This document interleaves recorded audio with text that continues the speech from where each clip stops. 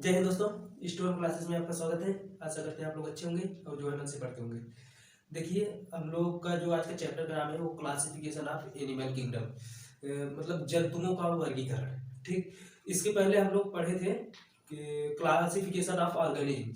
Organism में मतलब जीवों का वर्गीकरण। जीवों में जो है प्लांट भी आ जाते हैं और एनिमल भी आते हैं। ठीक है, जीवित जो जिनके अंदर जान होती है, जीवित होती है, ठीक, उसमें आ जाते हैं। इस देखिए, प्लांट की जो है वो बॉटनी के अंतर्गत पढ़ा जाता है। ठीक, और एनिमल जूलॉजी के अंतर्गत पढ़ा जाता है। इसलिए जब प्लांट किंगडम पढ़ेंगे उसमें बॉटनी के बारे में पढ़ेंगे, एनिमल किंगडम पढ़ रहे हैं तो एनिमल के बारे में सिर्फ पढ़ेंगे। ठीक, अब चलिए क्लासिफिकेशन का मतलब समझ लेते हैं क्या होता है। वर्गीकरण का मतलब, वर्गीकरण का मतलब होता है किसी चीज को अलग अलग डिवाइड करके रखना। ठीक, अब ये वर्गीकरण की आवश्यकता हमें क्यों पड़ी?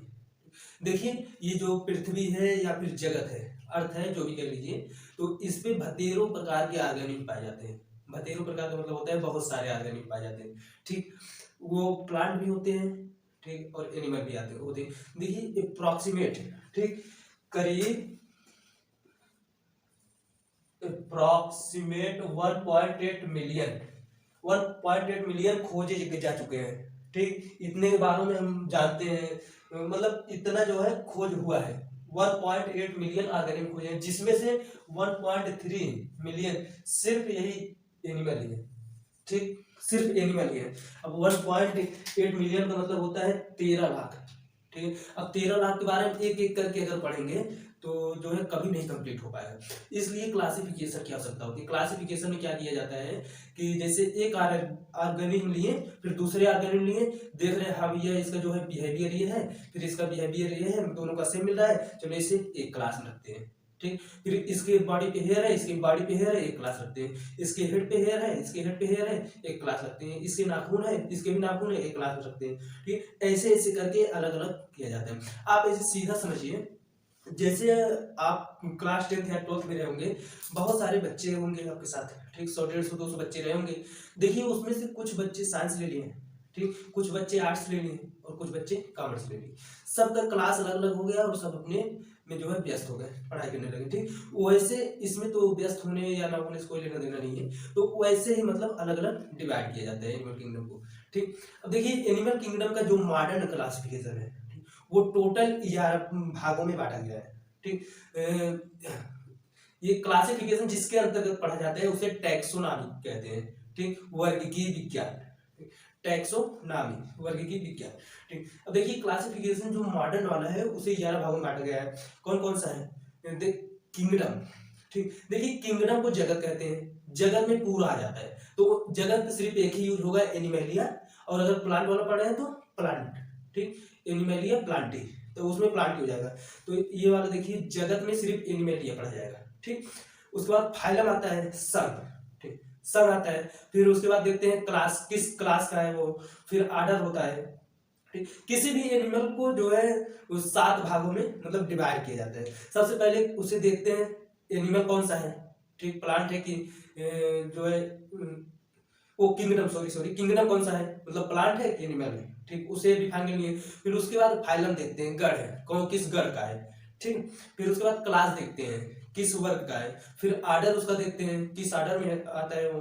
फैमिली मेंबर का है, ठीक, किस फैमिली मेंबर से मिलान कर रहा है तो उसे देखते हैं। तब उसके बाद जीनस देखते हैं, स्पीसीज देखते हैं। जीनस का मतलब होता है वंश, किस वंश का है वो, और स्पीसीज का मतलब होता है किस जाति का है। ठीक, आपको दो ही चीज मेन याद करना है, जेनस और स्पीसीज। जैसे मान लीजिए एनिमल में ह्यूमन, मतलब हम लोगों का जो साइंटिफिक नेम होता है वो होमो सेपियंस होता है।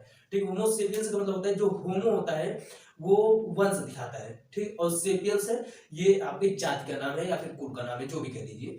ठीक, अब देखिए जो ये मॉडर्न वाला है, ठीक, मॉडर्न में जो क्लासिफिकेशन है इसे टोटल 11 भागों में बांटा गया है। पहला पहले मतलब किंगडम डिफाइन कर लिया, किंगडम एनिमेलिया। ठीक, किंगडम एनिमेलिया हर जगह यूज होगा। उसके बाद फाइलम आते हैं। फाइलम पहला फाइलम पोरीफेरा, दूसरा सिलेंट्रेटा, तीसरा टीनोफोरा, चौथा प्लेटियलमिथीज, पांचवा स्केलमिथीज, छठवां एनेलिडा, सातवां आर्थ्रोपोडा, आठवां मोलस्का, नौवां इकाइनोडर्मेटा, 10वां हेमिकार्डेटा, इजरामा कार्डेटा। ठीक, इन सब के बारे में एक एक करके अच्छे से विस्तार से हमें पढ़ना है। ठीक, उसके बाद जब लास्ट कार्डेटा आ जाते हैं तो कार्डेटा में अब मत्स्य वर्ग मतलब फिशेस, कि फिश जिसमें रखी है, पक्षी जिसमें रखे हैं, और रेप्टाइल्स मतलब रेंगने वाले जंतु, उड़ने वाले जंतु। देखिए फिश जो होते हैं पानी में तैरने वाले जंतु आ गए, और उसके बाद रेप्टाइल्स मतलब रेंगने वाले जंतु आ गए, ठीक। उसके बाद उड़ने वाले जंतु जिसे एबीज कहते हैं, ठीक, वो उड़ने वाले जंतु में आ जाते हैं। तो उन सब के बारे में एक एक करके हम पढ़ेंगे। तो चलिए चैप्टर देख लेते हैं, ठीक। देखिए चैप्टर का नाम क्या है, क्लासिफिकेशन ऑफ एनिमल किंगडम, जिसे हिंदी में कहते हैं जंतु जगत का वर्गीकरण, ठीक। अब देखिए जिसके अंतर्गत स्टडी किया जाता है, ठीक, यहाँ पे लिखे नहीं है, ये देखिए स्टडी, जिसके अंतर्गत स्टडी किया जाता है वो टैक्सोनॉमी कहलाता है, ठीक। ये एनिमल किंगडम जिसके अंतर्गत स्टडी किया जाता है उसे टैक्सोनॉमी कहते हैं। सबसे पहले अरिस्टोटल, जिसे हिंदी में अरस्तु कहते हैं, ये 17वीं शताब्दी में इसे डिफाइन किए थे। ये जो भाई साहब थे ना, अरिस्टोटल अरस्तु, इन्होंने 17वीं शताब्दी में क्या किया कि देखें कि कुछ एनिमल के अंदर रेड ब्लड होता है, कुछ एनिमल के अंदर रेड ब्लड नहीं होता है, ठीक। जिसके अंदर रेड ब्लड होता है, प्रेजेंट इन रेड ब्लड, ठीक, तो उसे इन्होंने नाम दे दिया इनेमा, ठीक, इनेमा। और जिसके अंदर जो है ब्लड नहीं होता है, रेड ब्लड नहीं होता है, रेड, ठीक, उसे इन्होंने बोल दिया एनेमा, ठीक, एनेमा। इसे जो है ये क्वेश्चन में पूछा जाता है कि जिसके अंदर रेड ब्लड होता है उसे क्या कहते हैं, इनेमा कहते हैं। देखिए ये रेड ब्लड प्रेजेंट, ठीक, एनेमा का मतलब होता है रेड ब्लड अपसेट, ठीक।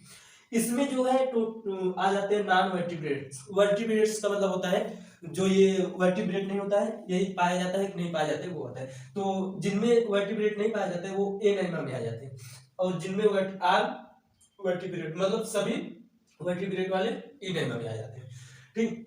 देखिए इसका जो एग्जाम्पल है, देखिए एक चीज ध्यान दे दीजिए, इस चैप्टर से अगर कोई क्वेश्चन उठता है तो ज्यादा से ज्यादा चांस है एग्जाम्पल उठना, ठीक। इसलिए आप एग्जाम्पल बहुत ध्यान से याद करिएगा, ठीक। देखिए एनेमा का जो एग्जाम्पल होता है वो कौन कौन है, स्पंजी आते हैं, इसमें सिलेंट्रेटा आते हैं, मोलस्का आते हैं, आर्थ्रोपोडा आता है, गायनोडर्मेटा आता है। इसके अंतर्गत एनेमा के अंतर्गत इसे जो है आप गोला कर लो, और भाई याद करना बहुत जरूरी है, ठीक है, याद करना बहुत जरूरी है। देखिए दूसरा वाला होता है इनेमा, इसमें कौन कौन से आते हैं, इसमें भी दो प्रकार होते हैं, एक विविपैरा, एक ओविपैरा।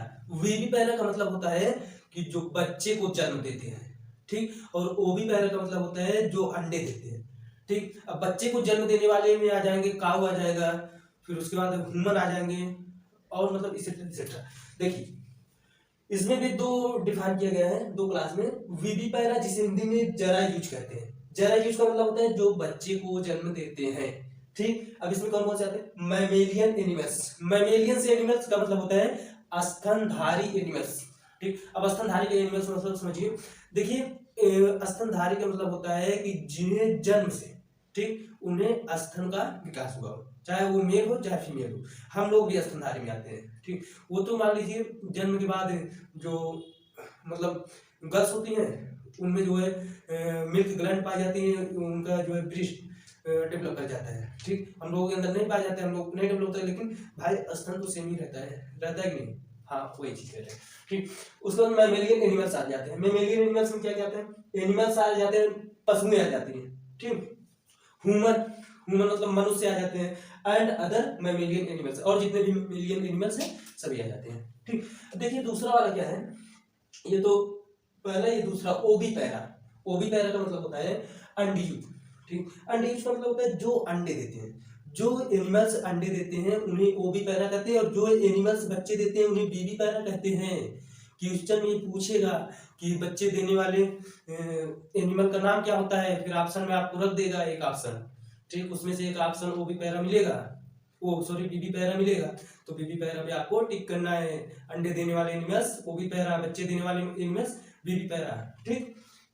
देखिए इसके अंदर जो अंडे देते हैं कौन से, फिशेस ये क्लास होता है, ये कार्डेटा में पढ़ा जाता है, इसे भी हम बताएंगे। फिशेस जितनी भी मछलियां होती हैं वो आते हैं। एम्फीबियंस का मतलब होता है उभयचर का मतलब होता है कि वो हर जगह सर्वाइव कर सके, ठीक। इसमें सिर्फ मेढक आता है, ठीक, मेढक, फ्रॉग।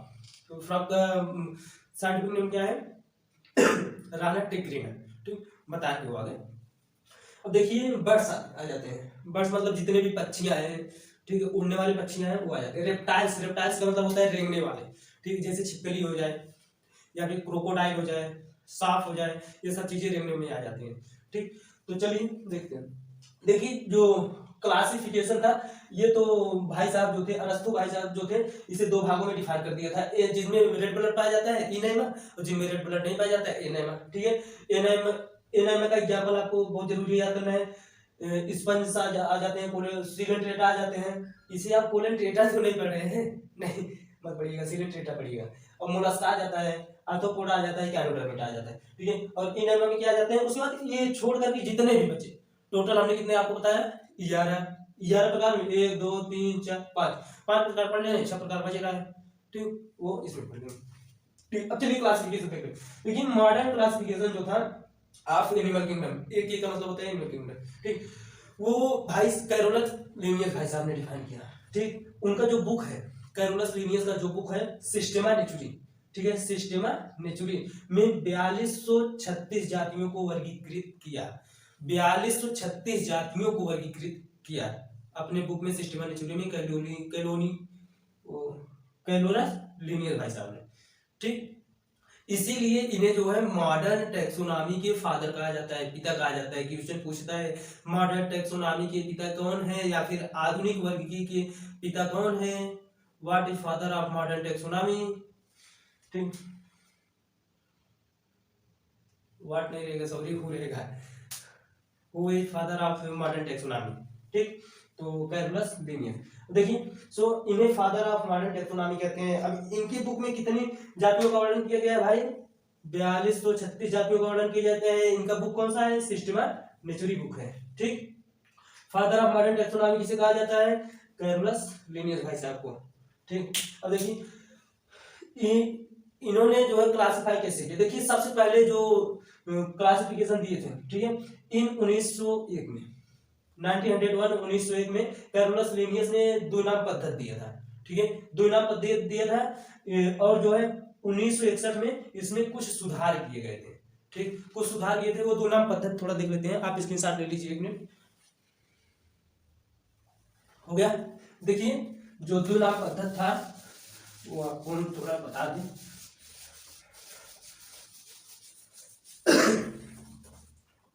देखिए जो द्विनाम पद्धति था, बायनॉमिनक्लेचर, इंग्लिश में कहते हैं बायनॉमिनक्लेचर, हिंदी में द्विनाम पद्धति, द्विनाम पद्धति। ठीक, इसे कौन दिया था भाई साहब, कैरोलस लिनियस दिए थे।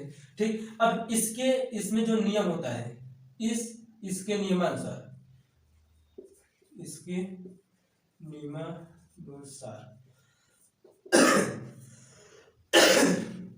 थोड़ा जो है मौसम चेंज हुआ है, आप देख ही रहे हैं, और सर्दी हो गया है, मैंने लीजिएगा, और थोड़ा फीका आता होगा। देखिए इसके जो बायनॉमिनक्लेचर होता है, बायनॉमिनक्लेचर में इन्होंने क्या कहा था भाई साहब, जो सुधार हो गया सब कुछ।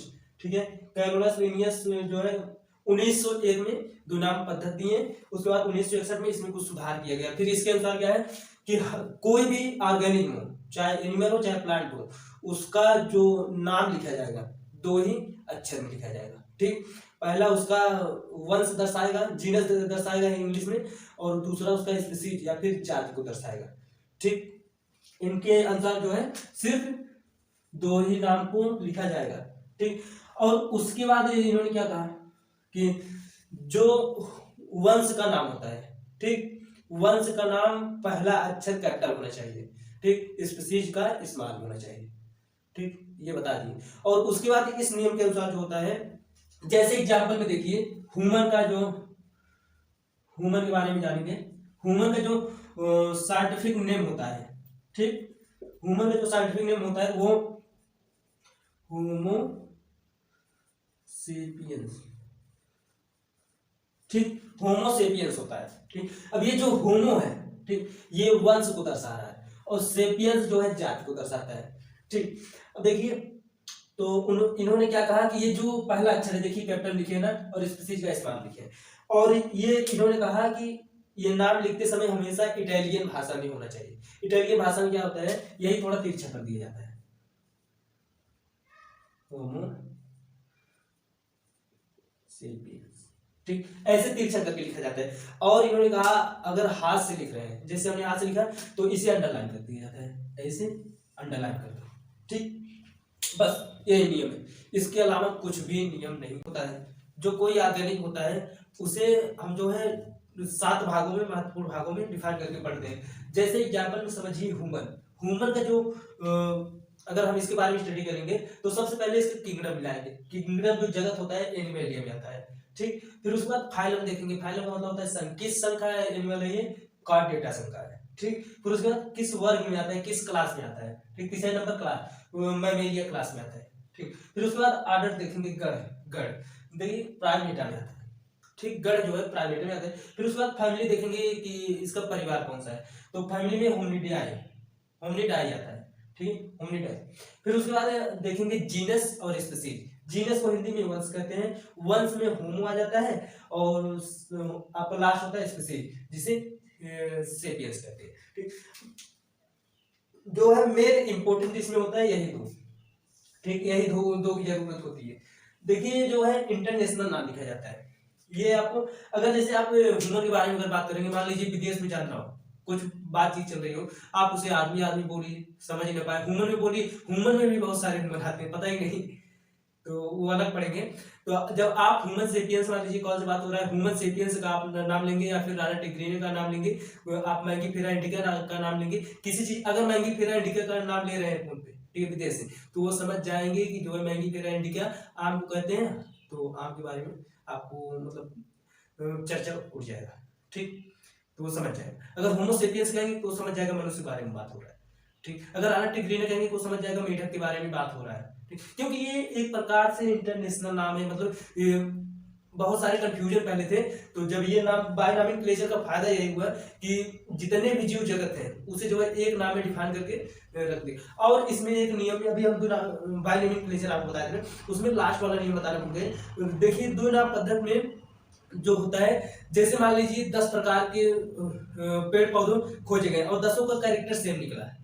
ठीक, और 10 वैज्ञानिक अलग अलग जगह से खोजे हैं। ठीक, तो उस कंडीशन में जो पहला वैज्ञानिक होगा जिसने उस पौधे का नाम दिया या फिर उस एनिमल का नाम दिया, तो उसका ही नाम जो है लिया जाएगा, नोट होगा। ठीक, उसे फॉलो किया जाएगा।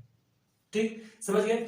अब चलिए देखते हैं जो एनिमल किंगडम है उसे मॉडर्न के हिसाब से 11 भागों में बांटा गया है। भाई बांटा तो गया है, किस आधार पर बांटा गया है, ठीक, क्या क्या बेस लिया गया, ठीक, तो उसके बारे में देखते हैं। ठीक, देखिए जो बेस लिया 11 क्लासिफिकेशन में बांटा गया, एनिमल किंगडम को 11 क्लासिफिकेशन में बांटा गया। तो किस बेस पे भैया, बेस देखिए पहला देखा जाता है लेवल ऑफ ऑर्गेनाइजेशन, कि उसका जो जंतु है वो किस लेवल पे है। ठीक, लेवल का मतलब होता है सेलुलर लेवल, उसका सेलुलर लेवल कितना है, मतलब वो एक कोश की है कि बहुकोश की है, इसे देखते हैं। फिर उसके बाद आता है टिश्यू लेवल, मतलब जिसे हिंदी में ऊतक कहते हैं। ठीक, मतलब टिश्यू लेवल तक वो पहुंचा है कि उसके नीचे ही है।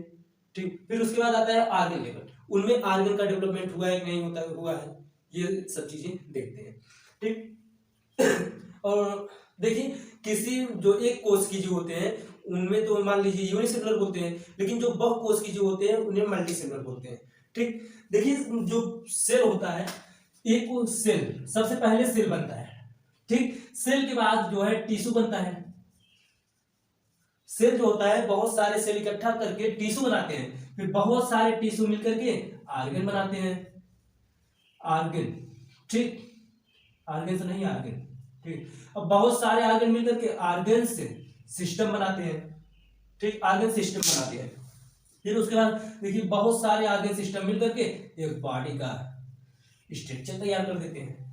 ठीक, देखिए सबसे पहले कोशिका बनती है, फिर बहुत सारे कोशिका मिलकर के ऊतक बनाते हैं, फिर बहुत सारे ऊतक मिलकर के आर्गन बनाते हैं, बहुत सारे आर्गन मिलकर के आर्गन सिस्टम बनाते हैं, आर्गन सिस्टम मिलकर के बॉडी बनता है। ठीक, ऐसे आप समझिए, जैसे आप एक कोशिका निकाल लीजिए।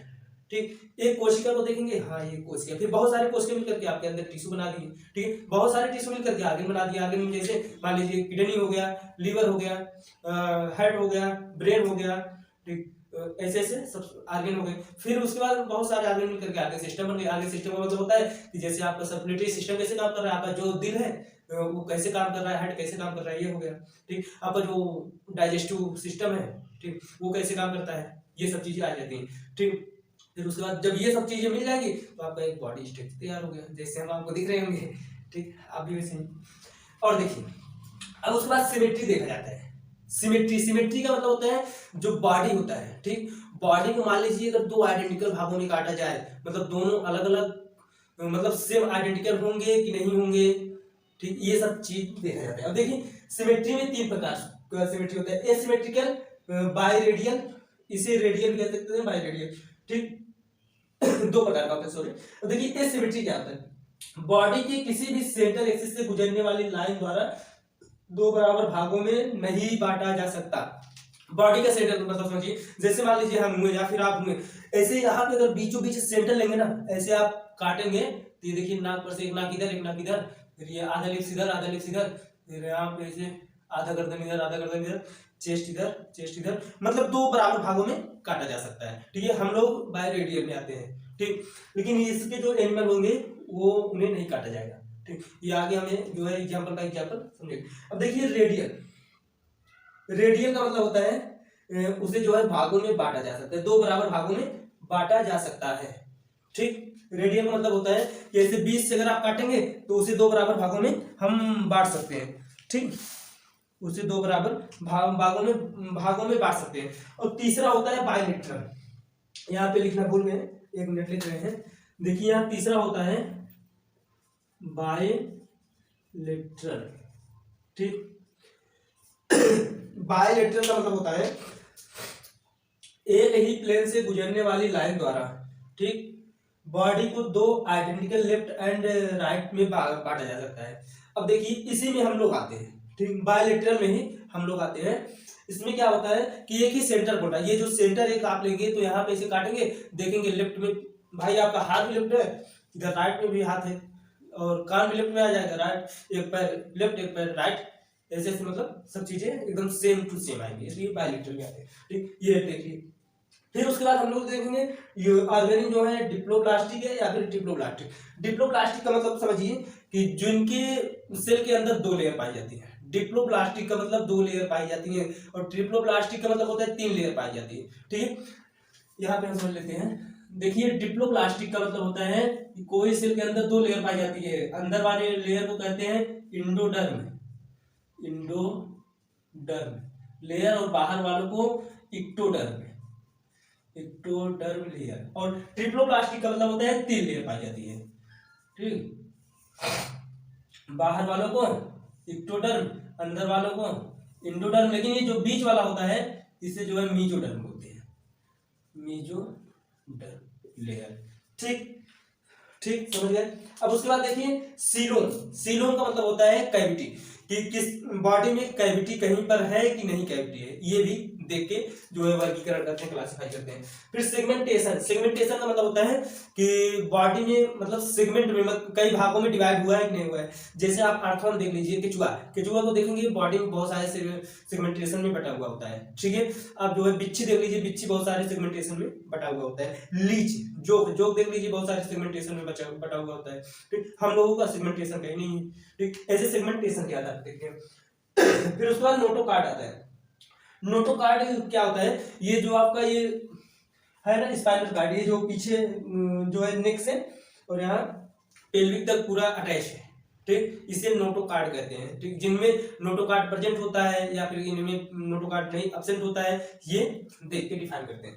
ठीक, उसके बाद आता है टेम्परेचर ऑफ बॉडी का टेम्परेचर कितना होता है। ठीक, जो हम लोगों का होता है वो नॉर्मली 37 डिग्री सेल्सियस होता है।